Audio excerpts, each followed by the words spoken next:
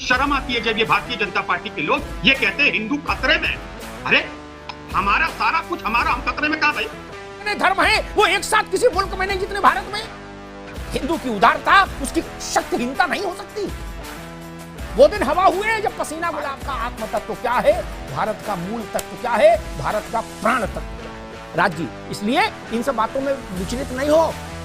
इस बात का मतलब है कि भारत में हिंदू खतरे में क्यों है? जो लोग बीजेपी को हटाना चाहते हैं वो बहुत से लोग हैं, उनका वोट हमारे गठबंधन को पड़ेगा और निश्चित रूप से आज अतिशोक्ति।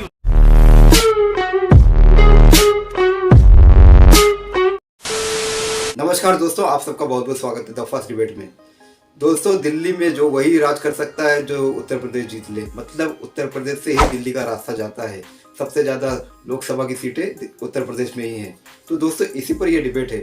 अमिताभ अग्निहोत्री जी ने राज शर्मा, कांग्रेसी प्रवक्ता जो है, उनको एक सजेशन दिया। उस सजेशन के जवाब में राज शर्मा ने क्या जवाब दिया, फिर अमिताभ अग्निहोत्री क्रोधित हो गए और उसको रपट दिया। फिर दूसरी बार अमिताभ अग्निहोत्री जी ने राज शर्मा को कोई सजेशन दिया, उन्होंने उसको क्या जवाब दिया। फिर अमिताभ अग्निहोत्री जी ने दोबारा उसको रगड़ दिया। तो दोस्तों, ये डिबेट में आप देखोगे कि अमिताभ अग्निहोत्री जी और राज शर्मा जी के बीच टकराव चलती रही और राज शर्मा जी कुटते रहे। तो बहुत मजा आने वाला है आपको इस डिबेट वीडियो में। तो चलिए शुरू करते हैं डिबेट वीडियो। Let's start. तो करना, ये भी परेशान हो गए, हम भी परेशान हो गए, करो फिर। शर्मा जी, मैं एक तस्वीर आपके सामने रखता हूं। 22 जनवरी को अयोध्या में रामलला की नूतन विग्रह का लोकार्पण, प्राण प्रतिष्ठा और लोकार्पण मंदिर का, ठीक। उससे पहले किसी भी समय भारतीय पुरातत्व सर्वेक्षण की सर्वे की रिपोर्ट बाबा विश्वेश्वर महादेव के मसले पर, काशी के मसले पर, समझिएगा। अभी आपको लग रहा ठंडा है, ठंड नहीं है। जिस दिन रिपोर्ट सबमिट हो जाएगी कोर्ट में, उसी दिन आपको तासीर पता लग जाएगी कितनी है। और क्या, कृष्णम वंदे जगत गुरुम, आज मथुरा का और क्लियर हो गया, कोर्ट ने कह दिया कि वहां भी सर्वे होगा। क्या, एक सर्वे की रिपोर्ट, एक सर्वे स्टार्ट। काशी में जब सर्वे स्टार्ट हुआ था तो आपने देखा था वायुमंडल क्या था, एयर क्वालिटी इंडेक्स कहां जा रहा था, देखा होगा। और अयोध्या में राम मंदिर का लोकार्पण, इन 90 दिनों में ये सब कार्यक्रम संपन्न हो जाएंगे। उसके बीच में चुनाव की धारा बहेगी। राज, कैसे देख रहे हैं इस चीज को? हालांकि आप भी अच्छा कर रहे हैं। मैं अजय भाई को सुन रहा था, वो कह रहे थे शाकुंभरी से चलेंगे और नैमिषारण्य तक जाएंगे। आपने भी लाइन ठीक पकड़ी है जी। मैं एक बात कह दूं, यहाँ पे लाइन पकड़ने का कोई सवाल नहीं।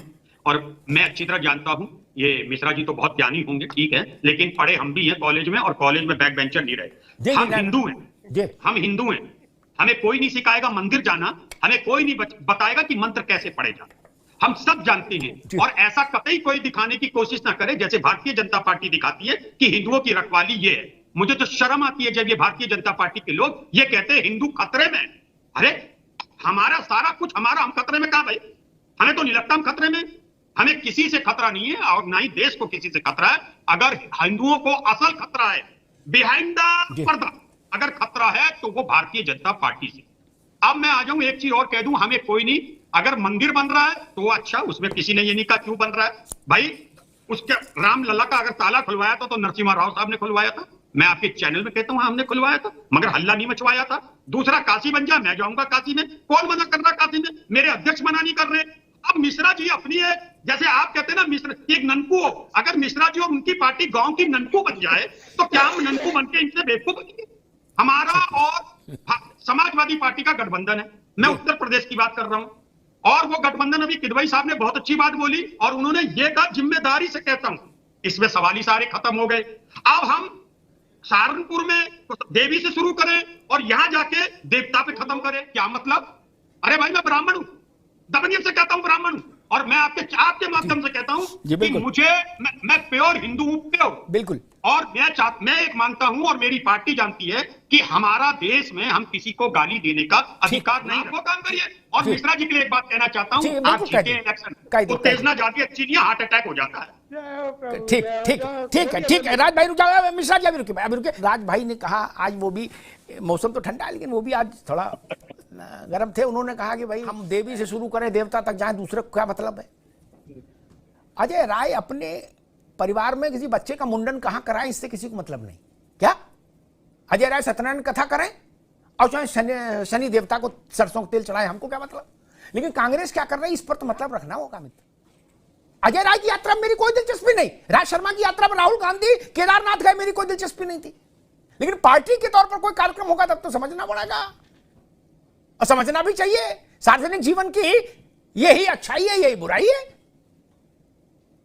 और वो है ना एक शेर तो मैं भूल गया, उसका भाव ये था कि ना छुपते हो ना सामने आते हो, क्या ये दुविधा से मुक्त हो महाराज।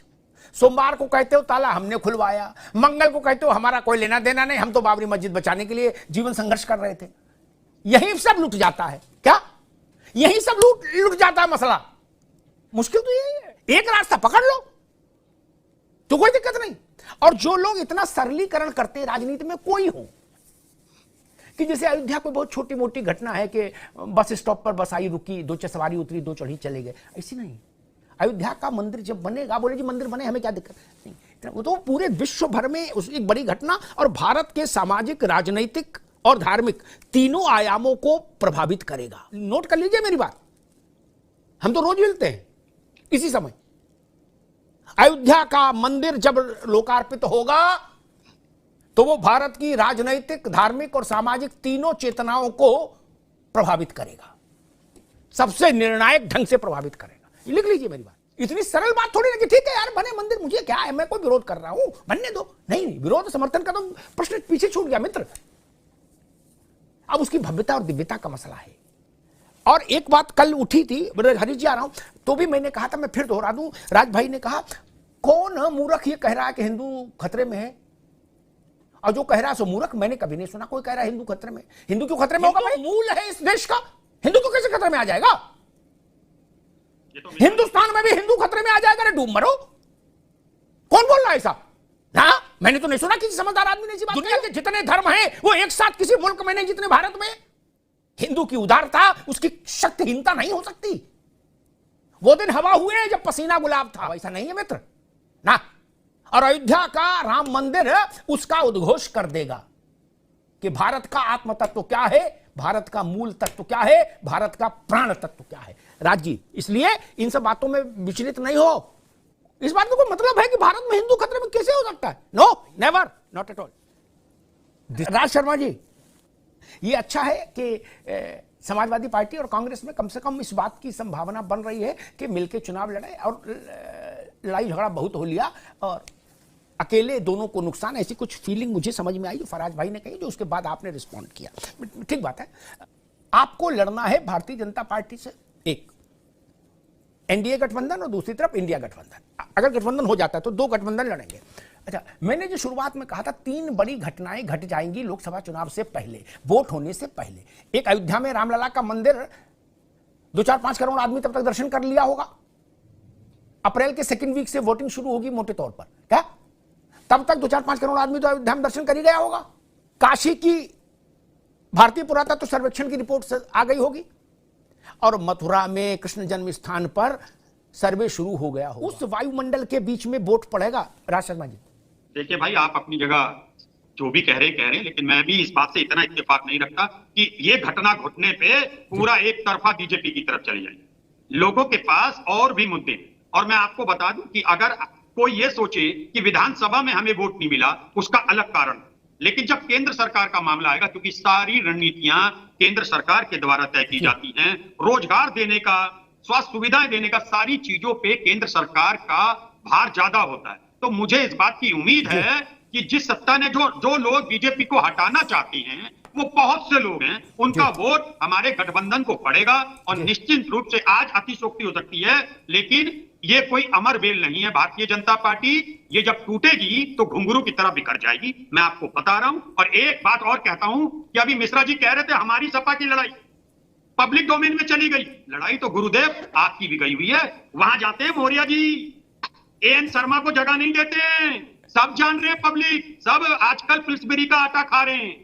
ऐसा ना समझिएगा, आपकी करतूतों से हर कोई अवगत है। राज भाई, ठीक है, ठीक है, आज आप भी फॉर्म में हो, मैं समझ गया, आज फॉर्म में हो। रुको भाई कि मिश्रा जी, आप राज शर्मा जी फॉर्म में है, अच्छा है, उनका स्वागत है। मैं फिर वही कहूंगा, गुड्डू छत से कूदा, ठीक रहा, पप्पू का मैं भी कूदूंगा, कूदा, रीढ़ की हड्डी टूट गई।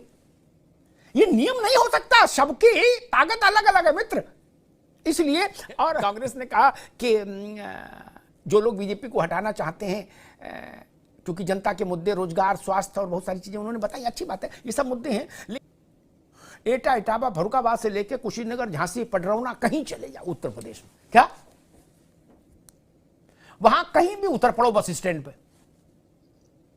उनसे पूछो भैया वो साइंस एंड टेक्नोलॉजी मंत्री कौन है केंद्र में, और संचार मंत्री कौन है, और फलाने कौन है, और ढिकाने कौन है। क्या आदमी का भारत में बहुत ज्यादा ताल्लुक तो राज्य की सरकार से भी नहीं रहता, क्या उसका ताल्लुक है थाने से, तहसील से, कचहरी से, ठीक, अस्पताल से। तो ये बात मैं पूरे तौर पर नहीं स्वीकार कर सकता ना। और 85 करोड़ लोग, 80 करोड़ लोगों को जो अनाज मिल रहा है, राज भाई इसको भी दिमाग में रखिए। ये आपको शुभचिंतक वाली सलाह दे रहा हूं। सारी कहानी एक तरफ हो जाती है फिर बाद में, और 2028 तक मिलेगा। नोटिफिकेशन आ गया, 27 में तो यूपी का भी चुनाव हो लेगा। मेरे पास कोई अल्फाज नहीं है, मुझे माफ कर दे आप लोग सारे, मुझे छुट्टी दे दे, मैं इस दुनिया से छुट्टी चाहता हूँ। ये भगवान क्या जुल्म है। मजा आया। दोस्तों उम्मीद करता हूँ ये डिबेट वीडियो आपको पसंद आई होगी। अगर ये डिबेट वीडियो, ये कंटेंट, मेरा काम आपको पसंद आया तो चैनल सब्सक्राइब करके जरूर जाइए। मिलता हूँ आपसे अगले वीडियो में, तब तक के लिए जय हिंद, वंदे मातरम।